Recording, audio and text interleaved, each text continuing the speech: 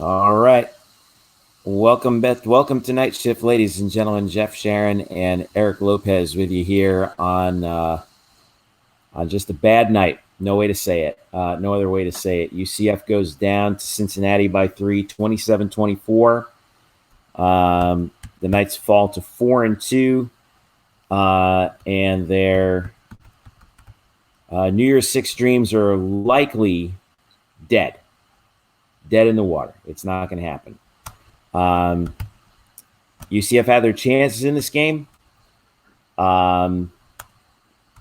Didn't get the through a combination of bad decisions, bad breaks, and just their own mistakes. UCF takes the L. First conference loss since the USF game in 2016. We're going to try and walk you through it here. Jeff, Sharon, Eric Lopez with you here on Night Shift. Eric, you watched it, man. We both watched it. I don't know. It's as rough as it is to say, UCF deserved this result, didn't they?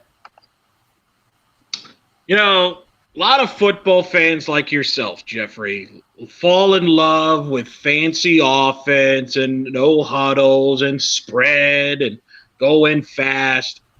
And at the end of the day, no matter how much you want to change the rules and you want to fancy up offenses, football is still won on the basics. There's a basic fundamental: line of scrimmage and turnovers. And UCF lost both of those sides of that ball. They turned the ball over too many times, 4 times. And in particular, in the second half, they got beat up in the line of scrimmage on both sides of the ball. And that's the name of the game. And I know fans are flipping out, and we're going to flip out about certain things, about calls or whatever. That's the basic stuff. And I thought the way the game ended with Cincinnati going for it on 4th and short was fitting, because they determined they would be more physical and get the sneak in there. And that was the name of the game. Yeah. I mean, it came down to that. It's funny. Sometimes you look at the way I see this game is it was really lost in the first half. Believe it or not, when I think back on it, I know that we can talk about Cincinnati's second half until we're blue in the face, but I thought this game was lost in the first half when UCF dominated the line of scrimmage. Had I think it was 3 trips to the red zone and got 4 trips to the red zone and got 9 points out of it. That's what that to me is what did him in. Now, I'm not saying that this is the only thing that did UCF in, but it certainly was the first thing. Some of the key stats from this game: UCF, in terms of total yards, actually outgained Cincinnati 423 to 341. Ran 88 plays. UCF did. Ran for 126, threw for 297. UCF had 29 first downs compared to Cincinnati's 18. But in the end, Cincinnati actually came out on top in the rushing game, 192 to 126 for the Bearcats. Most of that was in the second half. I'm trying to add up the rushing totals from the first half. Well, I got the stat right here. This is the stat you haven't read. UCF had 126 yards. Cincinnati had carries. Yeah, Cincinnati had 55 yards rushing in the first half, which means they had almost 150 in the second half, and that's what helped them control the line of scrimmage. Dylan Gabriel, let's just call it what it is. He had a bad day today, and he's going to have them. They're going to happen. Individual stats. There it is, 25 of 46, 297, 1 touchdown, 3 picks, multiple bad decisions. He spent all of his time zeroing in on Gabriel Davis, who had 13 catches for 170 yards. Huge game for Gabe, but it seemed like the only other the next UCF receiver in terms of receptions was Trey Nixon. He had 6 for 76, including a 45-yard touchdown late, and still UCF had a shot in the fourth quarter. You got to stop. We can talk about coaching decisions in a little bit, which we will do. But Cincinnati was able to get the one first down that they needed on that 4th and 1, like you said, Eric, and that was it. Leading rusher for UCF was Greg McCrae. He had 71 yards on 17 carries and 1 touchdown. Otis Anderson actually had 45 on 12. Adrian Killens had 23 on 9. That was about it. Gabriel fumbled twice, lost one of them, and threw the 3 picks. And it's really too bad because, let's give credit to UCF's defense because I thought that they actually played a very good game today overall as a unit. I wanted to pull up Nate Evans because he was all over the place today on defense. Nate Evans with 17 total tackles tonight, 11 solo, 6 assists, 2 of them for loss. And Eric Mitchell also had some good. Also was pretty active late, but you're still going home with an L. And Cincinnati sends UCF to 4-2 on the season. And it's just disappointing. The Knights are now do not control their own destiny in terms of the American East, which is something that we said even after the Pitt loss. They still have control of the conference. Now they're not even in control of the division. Which is all of a sudden quite alarming. We'll go over the future schedules in a little bit, but yeah, this is a game that I know, Eric. I had told you before, and I told everybody that I was scared to death of this game. I knew Cincy would be lit for this game, and I'm gonna pull up the standings here in a hot second, but.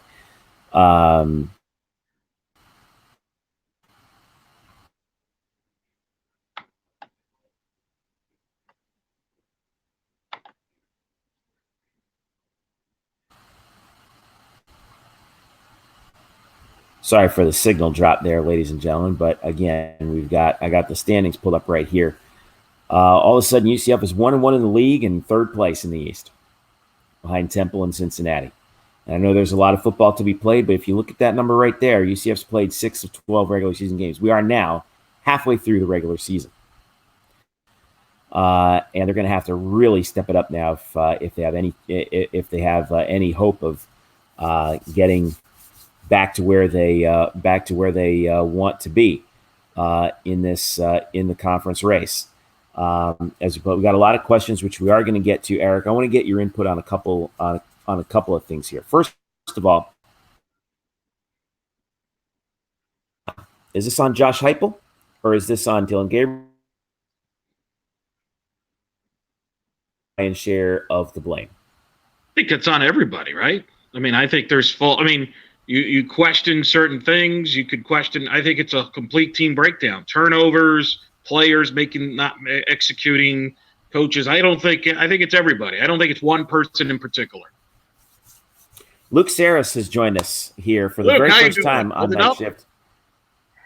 I've been better. Yeah. Wanted to dive in on this next question that I'm seeing a lot of here. Should Josh Heupel have pulled Dillon Gabriel? Luke, I'll go to you here first with this one. There's no doubt in my mind. When should he have pulled him? I mean,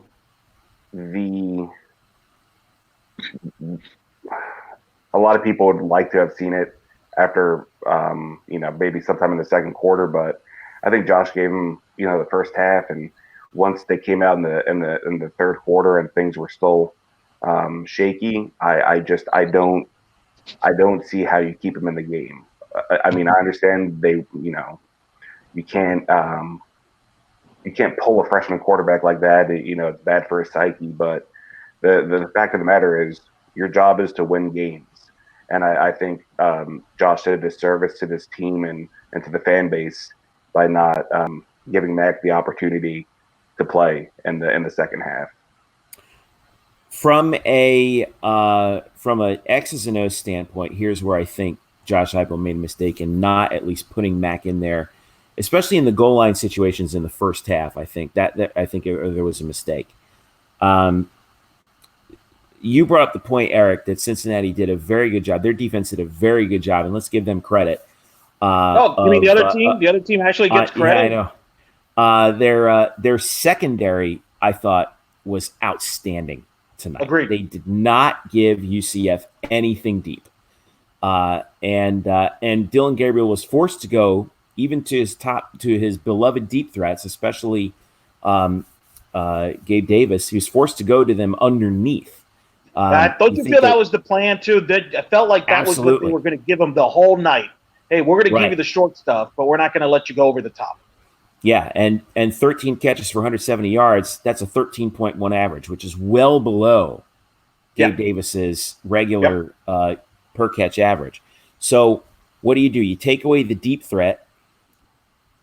You know that Dylan's not going to run. If they had put Mac in there, I think at some point, I think, Luke, you might be right, probably around the second quarter, what you force Cincinnati's defense to do is you're going to have to respect his ability to run the ball, okay? So when you do that, what do? You have to pull the safeties up. If you pull the safeties up, all of a sudden you're leaving over the top open.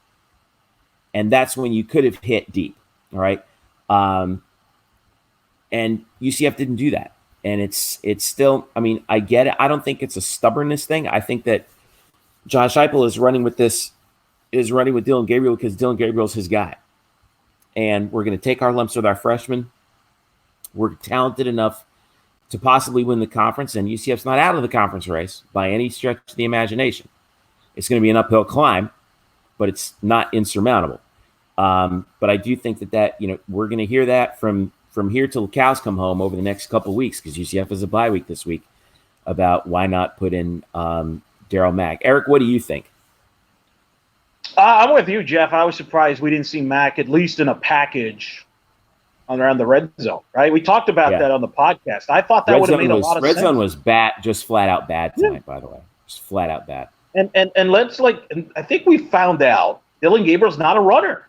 Like, people have been asking, why does he not run? Well, we found out he's not the runner. And I got to be honest, I think we're all to blame here. I think fans, certain media are to blame for Dylan Gabriel, because I think we've put way too much pressure on him. The comparisons to Mackenzie Milton have been way, way, way unfair. He's not Mackenzie Milton, and I think because he's not, I think he's going to be great, but we've put these expectations, well, if he's Mackenzie Milton, he should be able to run, and that's not who he is. And he is still a freshman, and he is still going on the hostile environment in Cincinnati. That's not easy to duplicate. By the way, I would not have been opposed if they would have seen Mack in there, but there's no guarantee Mack changes the game. I mean, you're assuming That's Cincinnati changes. What's to say that Mack doesn't turn the ball over, and then people are like, well, why did you put him in, right? So it's a catch-22. I was surprised, though, that Mack did not at least get some action. I thought that at least on some packages, and we'll see what the staff looks like. But I do say, I mean, I think you're onto something, Jeff. I mean, I think Dylan Gabriel is the future of this program. So if you pull him, I think they just decided he's our best. He gives us their best shot to win. We're not at practice, so I don't know how Max looked at practice. We don't know how these guys look at practice. So, but I was surprised that Mac didn't at least get some reps, especially in the red zone. Jeff, I think that's. I would have. Remember the play where Gabriel went left for a play, and then Mac kind of ran the ball outside. It would have been interesting if Mac would have stayed in for the next play, see what they could have run.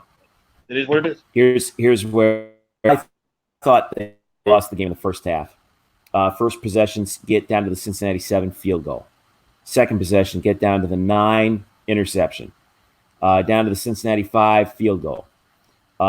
Get to the Cincinnati 14 field goal. You finally score your touchdown on your last possession of the second half, but that's 4 trips inside the red zone with 1 turnover and 3 field goals, 9 points. We're used to seeing UCF putting 7s on the board right there. That's 28 points that they leave on the board. Agreed, but and I tweeted this out during the game. Cincinnati's ranked in the top 15 in red zone defense. So that's true. I think you have to give them credit, right? Like, they made plays. I thought they were fantastic with receivers being physical with the ball and jump balls on fades, and they were stingy up front. UCF couldn't run on them. And so Yeah. I think it's a combination of things. I hate playing the let's just blame everybody, and because the last 2 years we hated that, right? When people took credit away from UCF and said, well, this team stinks, this team stinks. Now we're doing the same thing that people have been doing to us the last 2 years. We're not giving any credit to the team that actually won the game. I'm just throwing What that say out. you, Luke? I mean, Cincinnati, without a doubt, played a phenomenal game. With that being said, this game was and should have been winnable by UCF. I can't put too much blame on an 18-year-old kid making his second real road start. Those things are going to happen. I mean, it's tough, but as a coach, you have to coach to win the game.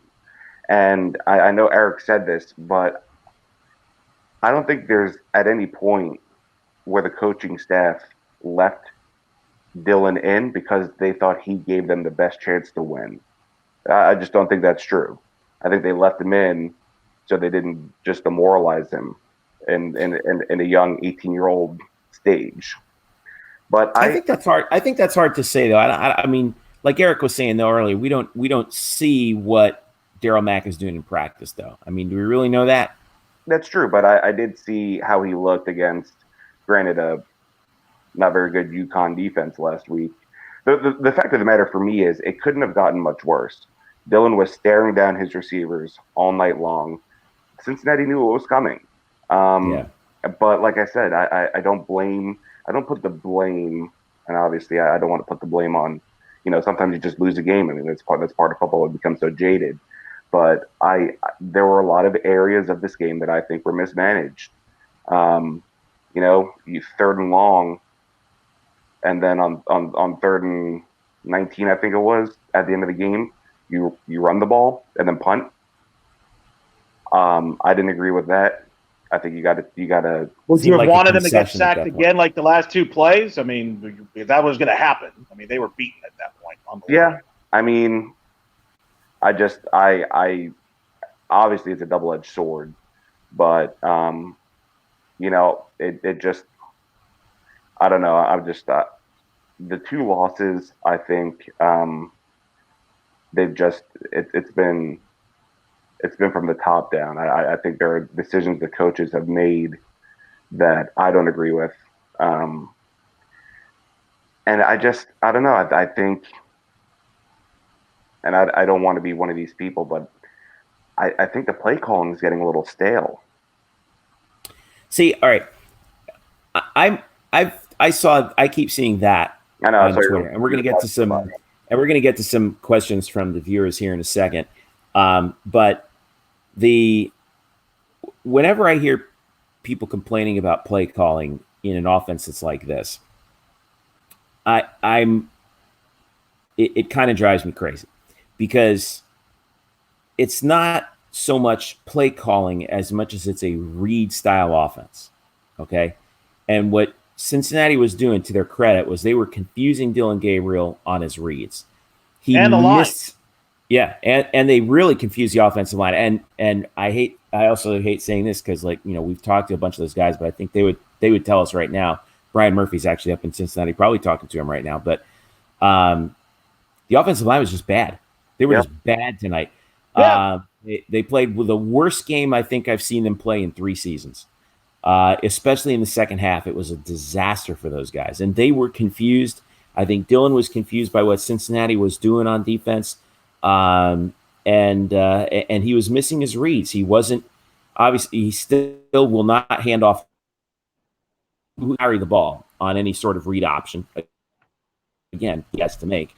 And then in addition to that, in the passing game, he missed his reads. We saw several throws where he was throwing to absolutely nobody in particular, even in the red zone. And that was kind of dispiriting to see. We're going to get to some viewer questions here in a second, but first of all, before we get to that, just a couple things we wanted to remind everybody. Make sure you follow us at blackandgoldbanneret.com. We are SB Nation's home for UCF sports. You can follow us there and also on Twitter. If you don't follow us, you should. UCF_Banneret. Also Facebook.com/blackandgoldbanneret. All right, let's get to some viewer questions that were coming in even before we went live. Jessica Sheldon, who's an OG, she was with us from the first show. Jessica, what's up? Do we just play Dylan the rest of the season, even if we are way down, so we get him better for next year?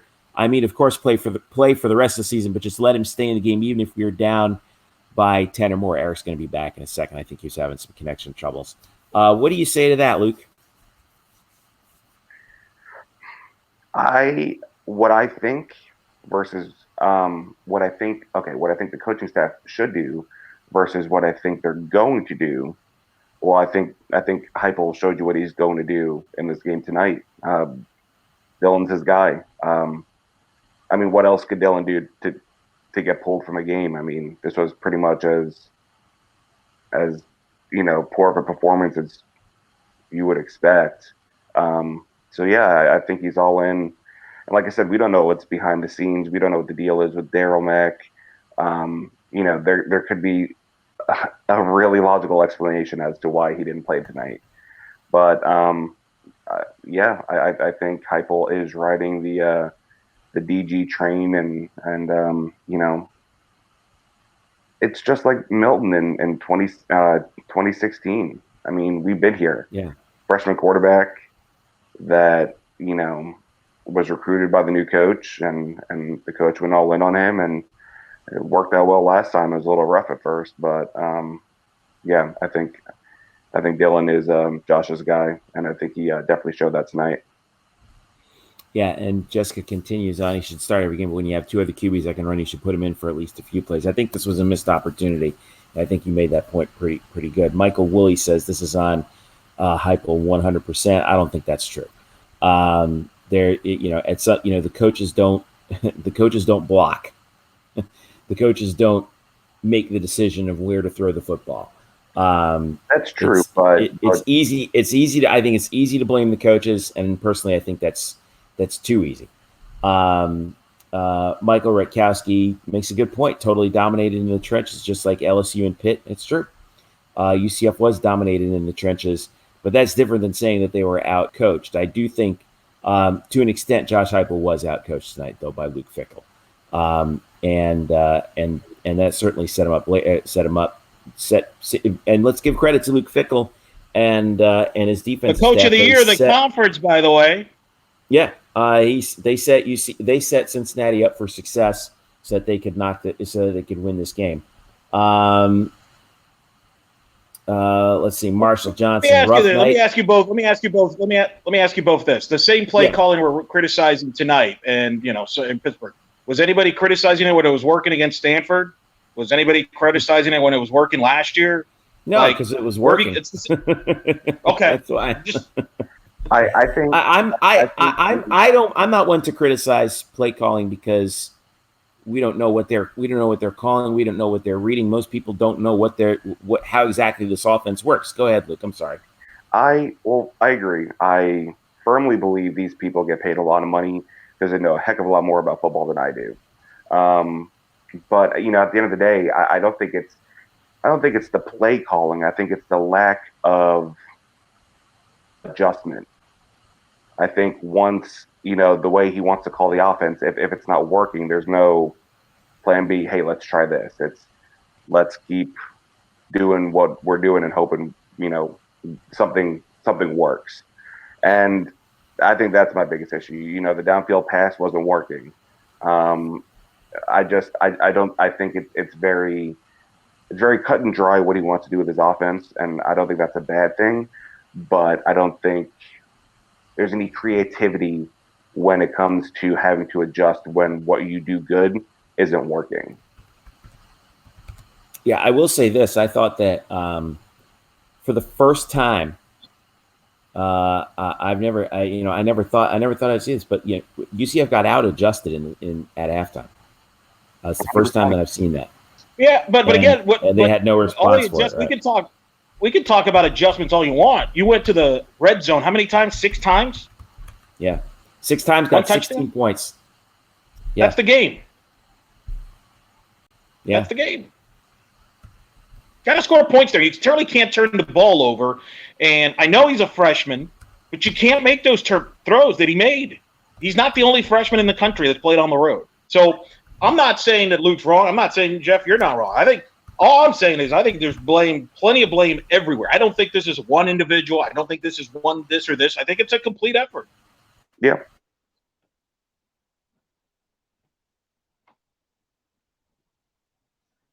I think Jeff's frozen. He is. He's stunned by that statement. It's actually, yeah. The one thing that's been consistent, by the way, 3 yards of carry by the offense when this team has been shut down running the football. That's where they've had their problems. Yeah. No, it's been it was rough, and I thought that actually the running game was really working well for UCF in the first half. UCF had almost 100 yards rushing in the first quarter, but after that, it was a rough night on the ground the rest of the way. Marshall Johnson, rough night, got to keep. Yeah, UCF had the ball for 10 minutes in the first quarter, which was unbelievable. Bad coaching decisions tonight, though. Cincinnati drops one line. Let me see if I can get another question. All right, let's go into this one here. Seth Roundtree is sounding the alarm. He says, "Is this the end of the run? Is this the end of UCF's relevance?" Is it? Yeah, I know, Eric. I had to put this one in there for you. Is this it? Yeah. Is this it? Is okay. It's over. Looks like yes. It's over. Pack up the truck. Cut off the donations. It's not. I'm gonna go break out my Gator jersey. Yeah. Although he makes a good point. Gabe, Trey, and the backs are gone after this season. Look, it comes down to recruiting. And I'm not worried about that, at least as of right now. And there's actually, and I will say that this season is still salvageable. Go ahead, Luke. I'm sorry. Trey's a redshirt junior. That's true. Otis is a junior. Greg's a junior.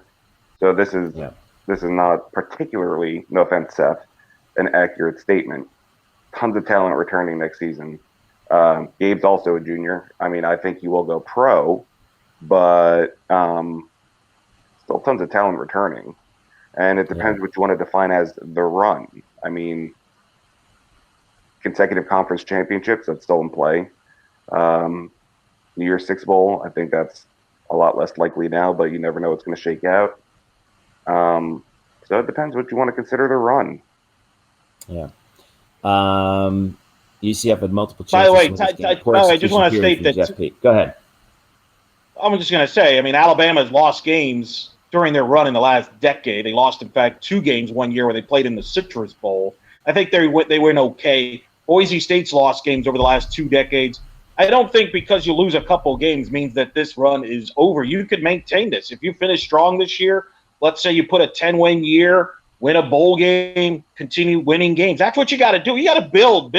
You don't just stop at the moment of a couple of losses. Everybody's going to lose at some point in this sport. If you would ask us in 2015 if we would take a 10-2 season, you bet your butt we would have. Yeah. I'm happy. You know, I actually picked us to go 10-2, and I thought we would lose this game. It's your fault. Yeah, I know. It's on me. Bryson Turner, who I've known for a little while. What's up, Bryson? This is going to be a huge test and resolve for the UCF team and fan base. It took UF's loss to Ole Miss to propel them to their championship. Yeah, quite possibly, but it's going to be a long. It's going to be a long road. And it's going to be a difficult, difficult road up ahead. The panic that I'm seeing in the fan base is just ridiculous now. I'm really just, guys, let's calm down here. Okay. What happened? People really embraced UCF. Fan is short for fanatics. Yeah. And you know, I get that the Schadenfreude on Twitter is going to be ridiculous now. I get it. We knew it would be. We knew this day would come. All right. But the fact is, it happens to everybody. Right. Happens to happen. You got to take it. Yeah. You think Alabama fans hear about it when they lose? Oh yeah. Oh, let me tell you. So 4-2, one game now, basically one game back in the loss column between Temple and Cincinnati. Let's look at the schedules. I'm going to pull up the schedules for each squad here. Also, so I we can just see want to what make we're a looking comment at. back to Bryson if I could. I'm less concerned about the resolve for the team as I am with the fan base. I want to see if they go as quickly as they came, because this is a true Yeah. test. Chris Wise has been here as Fair. one of Fair. those guys like us who's been around the block. He says, I lived the longest losing streak, breaking at the Citrus Bowl at Marshall. Boy, we remember that one, don't we, Eric? Relish the wins, you learn from the losses. If the bandwagon is emptying out by the minute, I'm fine with that, Michael Rutkowski, because you know what? I really don't want bandwagon. I really don't. You're either in or you're out. I've seen enough UCF losses to know, just like what Chris was talking about. I've seen enough UCF losses to realize that one loss doesn't bother me. In fact, even two losses doesn't bother me. I'll tell you why. All right, let's look at the standings here again. Temple, Cincinnati, here in the American East. All right, if the goal is to get to the conference championship game, because remember, and I still say, I know it's probably dead in the water, but yeah, weren't you the guy that said in August that Eric two losses would get you in? I just missed you. Kind of broke up there, but what I was saying was, you can only control what you can control. Eric always tells me that, right? Okay, so what can you control right now? Well, you can control the American East.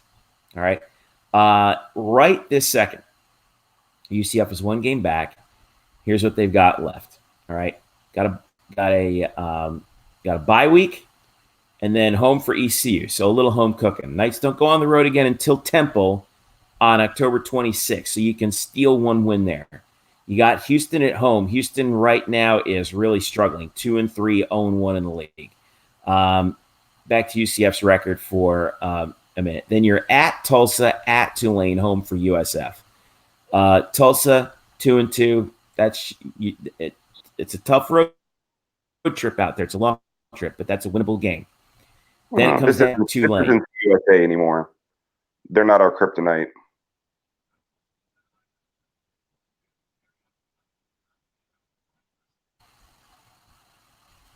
We're back online. Sorry about that little hit there, guys. Like I was saying, Tulane right now is having a pretty good season. They kind of scare me a little bit because they kind of feel like they have the pixie dust on their shoulders a little bit.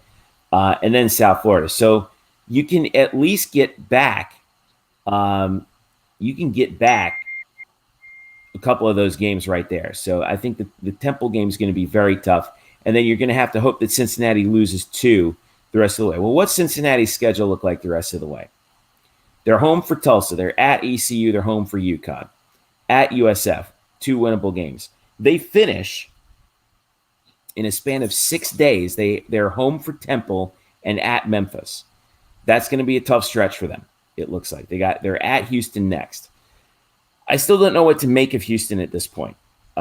Even without De'Aaron King, it's really hard to say. And then we're talking about Temple. UCF this is the only one that UCF can get back. And even they're going to have a tough road. They got Memphis. They're at SMU, who's ranked now. Yeah, the UCF, race USF, is not over. Yeah, this race, the conference, the Eastern Division race is far from over. Cincinnati's capable of losing a couple times. Temple's capable of losing a couple times. So to me, Cincinnati has a little bit. They have the easier path of these three: UCF, Temple, and Cincinnati. I think they do because it's likely win, likely win, likely win, likely win, and then these two at the end. Well, I'm curious how they show up against Houston.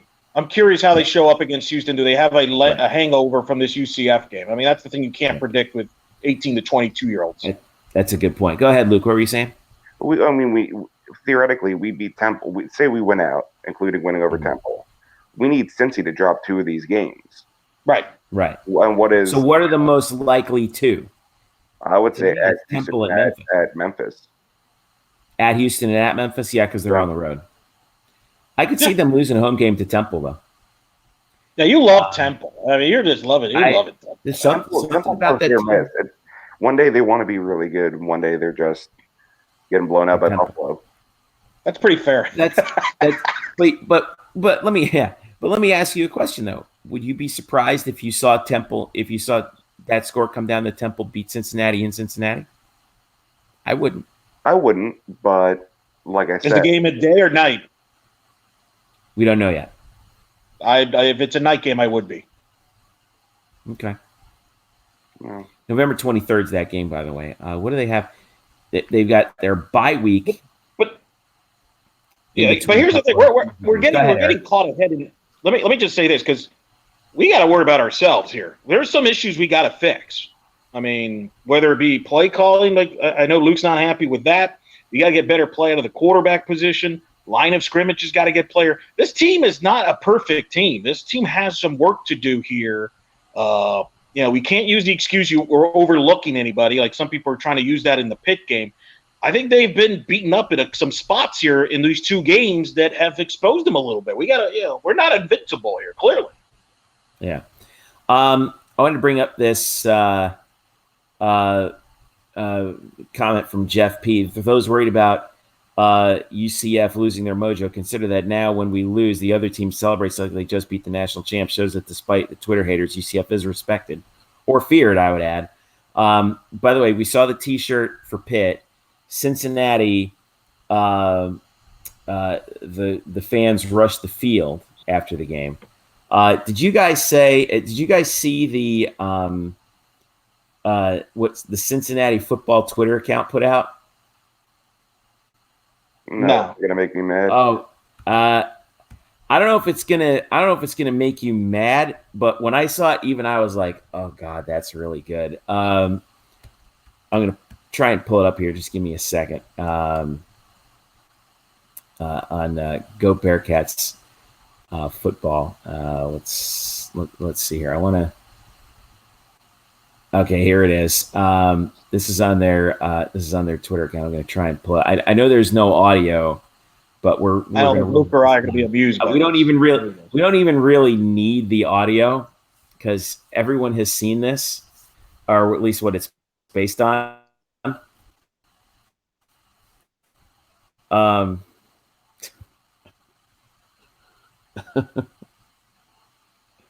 it's creative.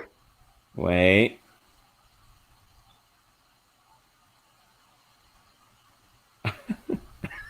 I can't see what that says. It says at the end, "You hate to see it."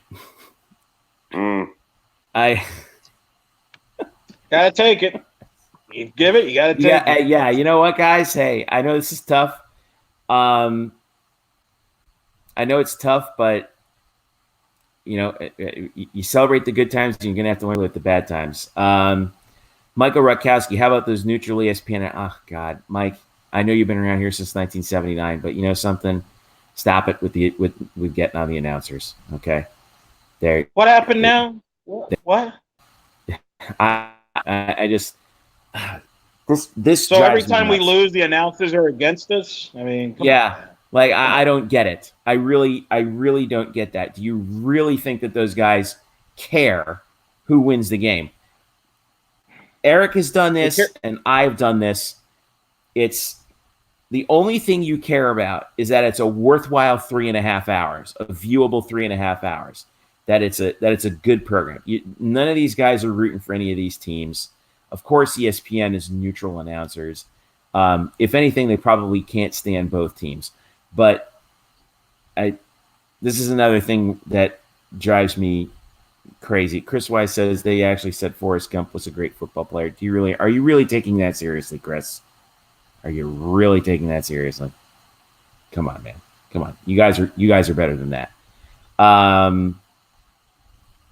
Going back to what we wanted to look at. Oh, we've got the highlights up from the game here. So I wanted to pull these up and just kind of break them down at least a little bit here, courtesy of the American and ESPN. This was the first mistake right here. Now the on the interception, did Gabriel Davis slip here? Yes. Yeah, I'm trying to. Yeah. But the thing is, Dylan was throwing to him no matter what. Right. He was so locked in on him the whole night, and Cincinnati could just sit on that. Now, I thought that actually unsung hero of this play is Marlon Williams right here. Watch. Nearly causes a fumble. The back was down. They initially ruled it in favor of UCF, but then they overturned it correctly. But Marlon Williams with the hustle, man, that was a great play. 6-3 at this point in the second quarter. Fumble on the snap, and that turns the or fumble on the exchange rather, and then that leads to Desmond Ridder, who I think had a pedestrian night actually, hitting for Cincinnati's first touchdown. So they scored on the short field. And you talk about the turnovers; they scored on the short field. Still in the second quarter. Good pressure on this one. UCF got a deflection at the line and then an interception, and that gave UCF the short field to get the touchdown later. Tay Gowan got the pick, but really it was Pinckney who made the play. And look at this, a run to the outside. Shocking to watch sometimes. That's what I'm saying. Love to see it. Yeah. Second half, this was a killer. The pick six, where, again, you talked about it, Luke. Gabriel, I can't see which receiver that is. I think it's Trey Nixon. But, play. I don't care what speed you play this at. I'm going to try and play it at half speed. Can you go full screen on your end? I can't because it's in a browser window. Oh. But watching this play, he's staring him down the whole time and just believes he can fit it in with the sheer strength of his arm. And let's give that's a freshman for Cincinnati picking that up. If you're getting beat by a freshman, yeah, it's gonna happen. When they're cruising, his footwork is great. He's scanning the field, but when in these games, this Pitt and Cincinnati, man, his feet are like stones. He's staring down at his receiver. It's just, it was predictable, and Cincinnati took advantage of it. I mean, you can't stare down your receiver like that. Yeah. Against UConn, maybe you can. Not against a defense like Cincinnati. And notice here on the third downs here, how the pocket is collapsing around Dylan. And even with help, we got 1, 2, 3, 4, 5, 6, 7. Okay? So a back helping and a tight end for extra protection. And Cincinnati's D-line is still causing pressure. This is on a 3rd and 10, resulted in a sack, even though it was a 1-yard loss. Still a big play on 3rd and 10. This was a key play a little bit later. This was the only real breakout play that Cincinnati had on offense, was this run by Michael Warren for 61 yards that set up on the last play of the third quarter that set up their eventual touchdown on the first play of the quarter here. I heard some people complaining that they thought that this was offensive pass interference. It actually got called for defensive pass interference. I want to try and look. I think this is Neville Clark down here. Can't see him because he's behind the graphic. I'm trying to go frame by frame. It looks like I don't know. I can't really tell right there. Clark was upset about it. Say that again, Luke. They were both pushing and shoving down the line. But they called it on Clark, and then the touchdown gave Cincinnati a 27-16 lead. Fourth quarter here with about 13 minutes to go. This is another killer. Gabriel trying to slip it in there in the seam, and it gets deflected. Jake Cascott, not his on target, and picked off. That was pretty much the game, I thought, at that point. Even though UCF had a shot later on, they were only down 3 at that one point. To turn the ball over when you're at the – where were they? They were at the 14-yard line was just absolutely killer. 7 points gone off the board like that. You score here, okay? It's 27-23. Maybe they go for the 2. I don't think they go for the 2 quite yet in this situation with 13 minutes to go. But it's 27-23. with 13 minutes, and it's a whole new ball game. And then you flip the momentum back. UCF didn't really get the chance to flip the momentum until later, when they got the long touchdown from Trey Nixon, which we'll probably see in a little bit here. But that one was a killer. This was the Trey Nixon touchdown with 3:17 to go on a simple slant in. Got the ball quickly. That's really what Gabriel was trying to do the whole night. And then Trey splits the tackles and turns on the Jets, and that was that. And that got UCF back to within one score with 3:11 left. And you're thinking, okay, you're not dead yet. 2-point conversion. Watch Otis Anderson on this play. Or actually watch Killens slip out the back as they go to the left, and then the throw back, and Gabriel kind of slings it out there. He was lucky to get it in time, but that's Jimmy Skiles right there. But that gave UCF or got UCF to within 3. But this was the play of the game on 4th and 1, and Eric, you were talking about it. Watch. They just get the push here. This is football out of 1903. Still works on 4th and 1. It still works when you're on 4th and an inch. I mean, these just coaches move the pile. I mean, it was stupid. Was third down? He's running. He puts the quarterback at the shotgun. Like, why? I mean, it just shakes my head sometimes. But they figured it out, and I agree with him going for it. I know you thought he should have punted, but I thought, hey, you got a chance to go for the throat there. You go. I thought he should have gone for it. I said you can win the game in 1 of 2 plays. You got 2 plays to get 1 yard and win the game. Why would you dare UCF's offense like that? Right. So, and that's what got the job done. So there's your final 27-24. Let's see here. We have a lot of, this is actually, I think we have a lot of plastic fans. The vitriol on social media was insane only 2 minutes after the game. Well, the emotions are raw. I think that's the problem. Tyler Pennington, he rarely looks off people. He's a freshman. Most freshmen don't look off people. They haven't had that much time in the offense. The first time that Tua Tagovailoa looked off a receiver was on that touchdown pass that won the national championship, or looked off a defensive back, I should say. I was trying to use theater mode, Chris, but it was actually in theater mode. And I think that Chris makes a good point here. It's amazing how bad we played and stayed in as much as we did. When you think about it, that's true.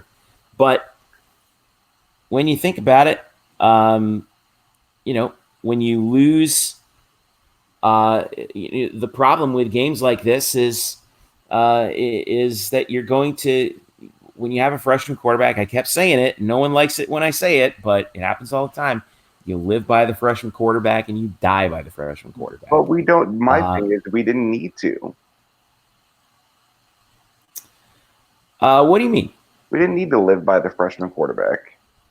We have options. Right. But no, I get it. I think that everybody was saying, you got to pull him in the fourth quarter. Personally, I thought that if they weren't going to put Mac in the second and by the latest the third, they weren't going to put him in. I'm sure Brian's going to have a explanation for us, or at least they're probably going to ask. They're going to ask the coaching staff about it. I predict a very coaching type response. Well, the problem, the best option to win the game. The problem is, the reason I don't think they pulled him in this fourth quarter is Gabriel, by all accounts, Brian has said it, everybody has said it, Gabriel's your best passer. So you're going to have your best passer in the game. So I think you're right, Jeff. I think you nailed it. If he didn't put him in early, he wasn't going to put him in late when they were down 2 scores. It just wasn't going to happen. Yeah. Whether you agree or disagree with if you're going to put Mac, if you're going to put Mac in, it should have been earlier, and it should have been in maybe a goal line package. In the red zone, I was really surprised. Yeah. I was surprised we didn't see him in the red zone. Yeah, it really would have kept him off balance, I think. Now, I know that you can come back and say, well, you're also telegraphing what you're doing if you sub out your quarterback for somebody else. And that's true. But Mac is much more of a passing threat than, say, I think we made the comparison to Tim Tebow when.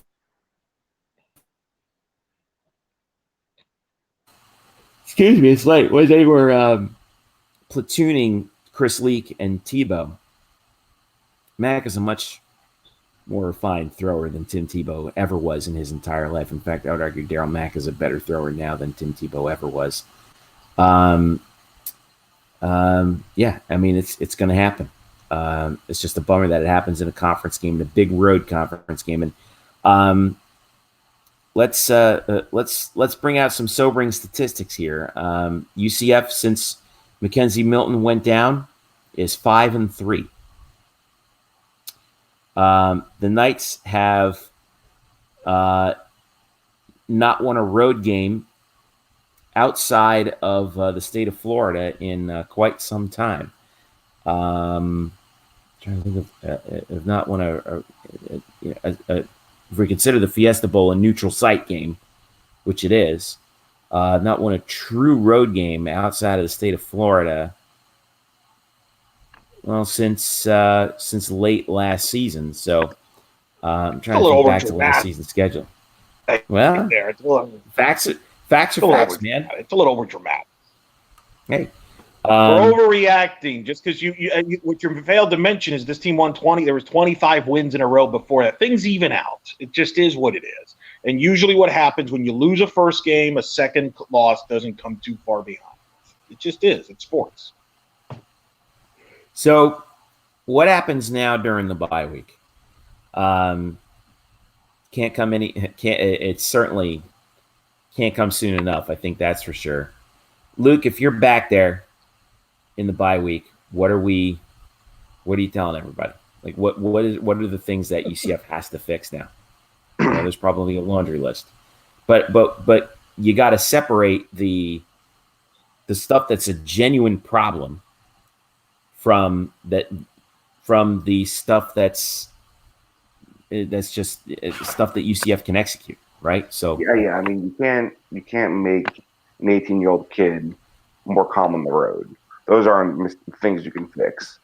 The offensive line play, I think, has been a real big pain point in these two losses, which is crazy because we came into this season everybody was saying, this may be one of the best or the best offensive line groups UCF has ever had. And listen, I'll give it to Pitt and I'll give it to Cincinnati. Those are two very good defensive teams. But the fact of the matter is you got to protect, and especially with a true freshman quarterback back there, you have to protect. And if you can't establish the run game, you need to start working the ball outside. So, I mean, like I said, I think the biggest area that needs to be addressed is pass protection. Absolutely. Yeah. Eric, what about you? I agree with Luke. I mean, the line of scrimmage, offensive line, got to get better because you have again, freshman quarterback, Mac, whoever, if you don't have time, if you're not giving your quarterback time, that's what it's going to force him into turnovers. And I mean, that's what happened to LSU. Yeah. Yeah. You got dominated on the line of scrimmage. Yeah. And that's what's happened here, going back to the Fiesta Bowl, going back to the Pitt game. There's a common denominator there. Right? That just is what it is. I mean, if you go back to 2017, and I'll never forget this, in the Auburn game, when they beat Auburn in the Peach Bowl, Scott Frost said the key was if we can just cancel them out, hold them off in the line of scrimmage, I like our chances. And that's what they did. And to me with UCF, that's the key in all these big games. If they could at least cancel each other out in the line of scrimmage, they can outskill a lot of teams. But when they get beat up in the line of scrimmage, that's where they have the problem. It's not complicated football on that. And you brought up the stat with since they lost Mackenzie Milton. Did the conference championship game last year in a way spoil us a little bit? Because, I mean, we did lose arguably the greatest quarterback in the history of the program. to suggest that we would not miss a beat without Milton maybe was naive, right? Going back to my original point about comparing Gabriel to Milton. Comparing Gabriel to Milton, I thought was unfair to the kid because I think it's given him so much expectations. He's still just a freshman. And I think that it's a combination of those things. And, obviously the Milton injury, I think that's more of a turning point. Some people are saying, is this I think you brought it up, Jeff, earlier about the end of the run or something like that. I don't know if somebody asked that earlier. Somebody earlier, yeah. Yeah, I think it perhaps if you're going to say the run ends, it probably unfortunately ended with the Milton injury because I think that creates a what if, right? You love to play the what if game. What if Milton doesn't get hurt, right? Right. Where are we right now? Ultimate what if right now. Who knows if Milton comes back for a senior season? Who knows? True. That's also true. We don't know at this point. Things that others are. There were rumblings that prior to his injury, he was not planning on returning. Now, I don't know. I don't know about that. From Mackenzie himself, no. Do I have any ability to prove that? No. But like I said, you never know. I don't know. I don't know so much about that, but here's a good question from Michael Rakowski. Are you tired of Heupel's incessant, constant coach speak yet? It's not just Josh Heupel; it's everybody, every coach ever. You know why everyone made a big deal about that Deshaun Watson quote with that reporter, and everyone made it look like he was dunking on the reporter, even though he wasn't. He was actually giving a real answer to a question. It was so refreshing. All we get from any coach ever is coach speak, and the players too. They are well versed in cliches and how to give the right soundbite. I will say this, by the way, for those, and it's not any of us, because I think we know better, and there's a lot. And I think this is the minority, but let's be honest. There has been a lot of people that, there's been people that jumped on the bandwagon over the last couple of years, so I get the freaking out part. I know you think this is bad, but if you went through the 2015 season, now that's bad. Trust me on that. This is nothing. Yeah. And that was only 4 years ago, guys. I mean, truth be told, we've had it really good for a while now. We're going to be wrapping up here in a little bit. I'm going for a good hour. I wanted to thank everybody for this. The sun will come up tomorrow. We've had a really good audience tonight. I want to thank everybody for joining in. We peaked at I think 18 viewers earlier. I feel like Fraser Crane and of Shrek just calming. I'm here to listen. Yes, we're here to listen. We're here to reassure everybody that the world is not coming to an end. Everything will be fine. And the fact is, like we talked about, you're one game back in the division. You gotta win. You gotta win the rest of your games. These games are winnable. It's going to be tough. At Temple's going to be tough. We don't know what we're going to get from Houston. At Tulsa, that's going to be tough. Even though Tulsa might not be good, certainly isn't as good as Cincinnati. It's still a road game, a long road trip, and we got some bad memories of going out there, I'm sure. And Tulane. And who knows? We may come down to Thanksgiving weekend with UCF having an outside chance of getting into the American Championship game. But you have to. It all comes down to. Go ahead. I'm sorry, Luke. I said, or we could be 6-6. Who knows? Or we could be 6-6. We got to be prepared for that. Yeah. Jeffrey, I'm blaming. Also deserves blame for this. You're going to say me, aren't you? No.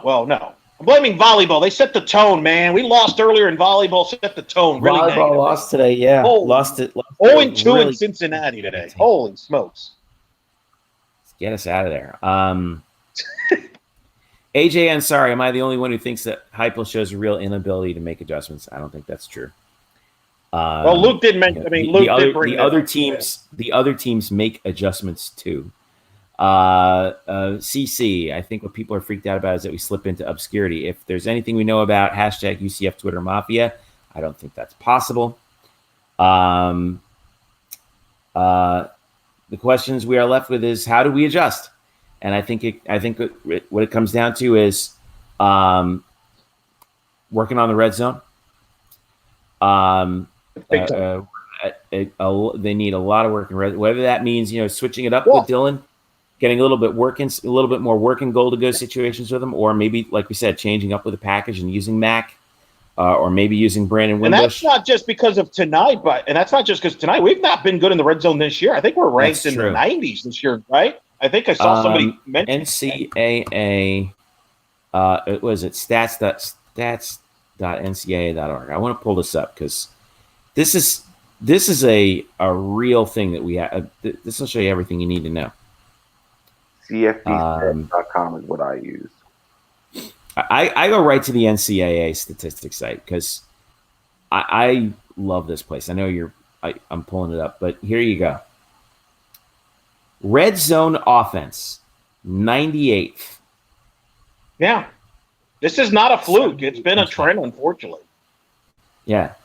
How is it that you can have the number 2 offense in the country that's 98th in red zone? Well, think about it. How many times has the quarterback run game historically accounted for those red zone touchdowns? We saw it. Especially Milton getting out of the pocket, creating kind of like the Ritter touchdown. Yeah. Right.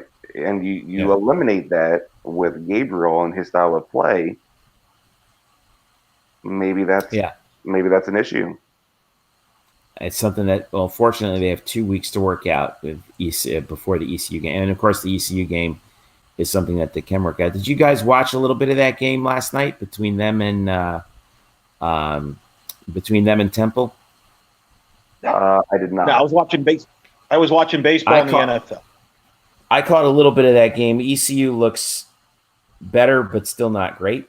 Ehlers has improved. Well, he's a good coach. He's just got to get. You got to give him. He's got to get players in there. But he's a good coach. Houston's a good coach. That was a good. I came away more impressed with how physical Temple was on the road than Jeff the Owls fan, man. Holy smokes! Yeah. So, hey, what did you get? What are you donating to Temple? I mean, my goodness. I'm just saying, that's I go by what I see. That he dropped.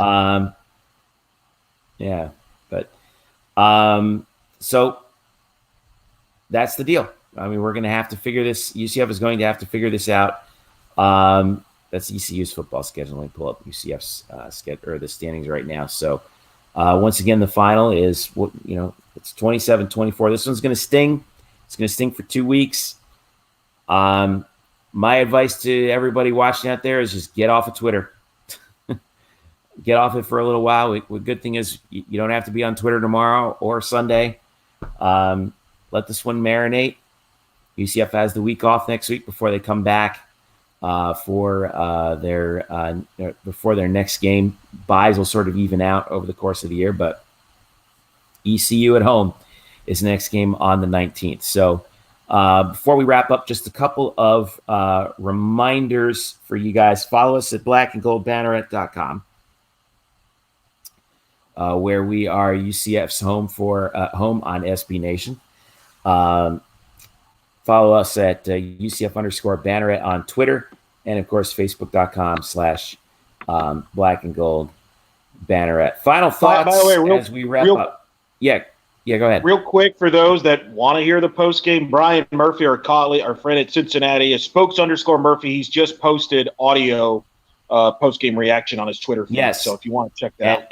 And I have just retweeted it on UCF_Banneret. He got the full post game interview with Dylan Gabriel, and he just posted Brian just did post Josh Heupel. He's